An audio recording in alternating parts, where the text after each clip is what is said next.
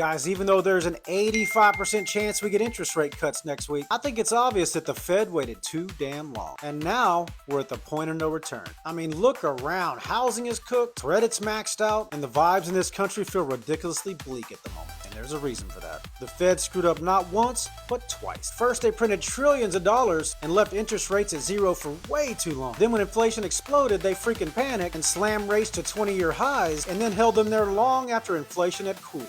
And I think that was the fatal mistake. Because here we are. It froze the entire housing market solid. You got millions of homeowners locked into 2 and 3% interest rates and nobody's giving that up. Who can afford to? Buyers can't afford 7% interest rates, so builders slowed down, inventory evaporated, and yet prices stayed sky high, even though demand died. So housing is basically a zombie market now, and as you guys know, when housing stops, America stops. And it doesn't just end there, man. High rates are crushing commercial real estate, small banks, auto loans, credit card debt, and even the US government interest bill. And the entire system is buckling under its own weight. So right now the Fed has two choices and both are pretty bad. They can either cut interest rates super fast, but guess what? That's going to create another inflation wave. Or they can hold it where it's at, but they'll continue to break the middle class even more, housing even more, and banks even more. There is no clean way out of this, and that's what the point of no return means, because the damage is already done. But there is a little bit of hope, and that's another reason that crypto exists. When the old system gets fragile, people move into hard assets with fixed supply.